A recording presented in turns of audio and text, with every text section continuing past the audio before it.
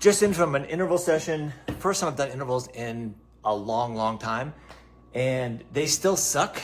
They're super effective. I have a mental barrier against doing them, as I think most people do because they're so uncomfortable. But I did them anyhow.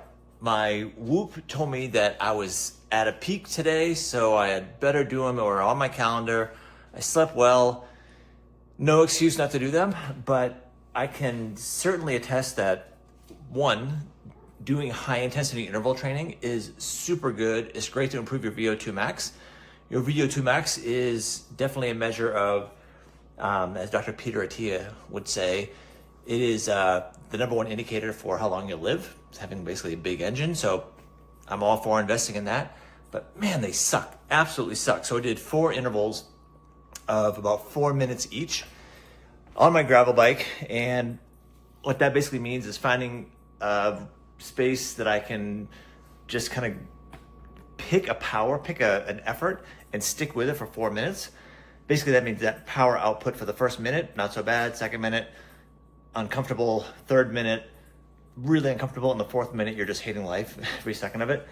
And then recover for about an equal amount of time. And I did that. And yeah, it sucked. It sucked. It was hard. I actually had some anxiety going into it.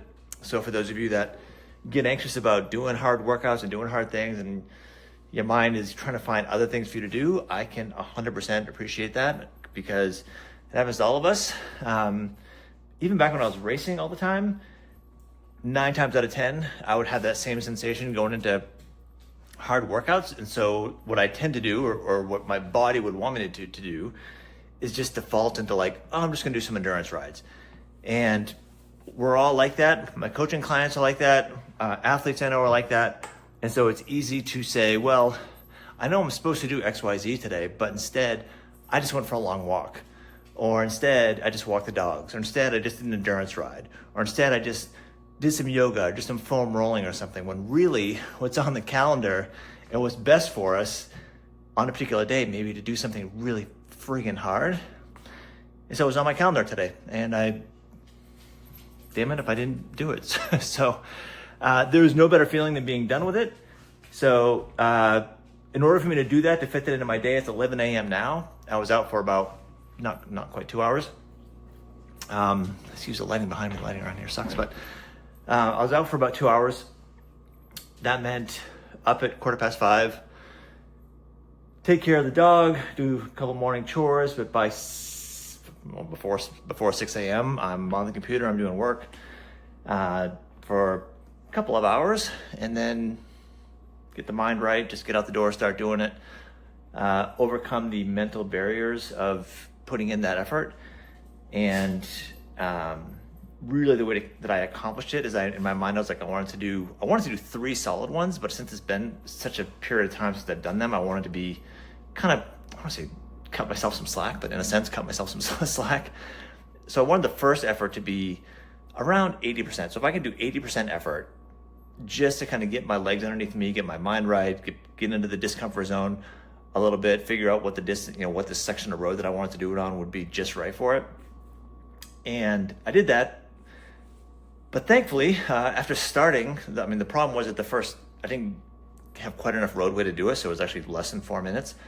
But I got my mind right. So if you're gonna do something that is challenging, I think the most important thing to do is just start, even if it's a little bit lower intensity or lower resistance or whatever it is, or making subtle changes to a diet. These things are way better than just coming out of the gates guns a-blazing, because it's not gonna be sustainable. And it kind of, for me, it gave me some footing to actually say, all right, I did the first one, not quite as long as it should have been, maybe not like the peak intensity, but I kind of got up there, like after the first minute or so, I kind of got my zones, got my effort kind of dialed, like, okay, I can stick this kind of effort for a couple minutes long.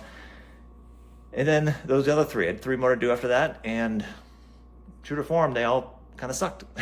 But it did get easier mentally, and I think that with doing hard efforts and really making lifestyle changes, it is way more a mental game than it is, oh, my legs are tired, or oh, it's hard to breathe in really heavy because my heart rate's up really high.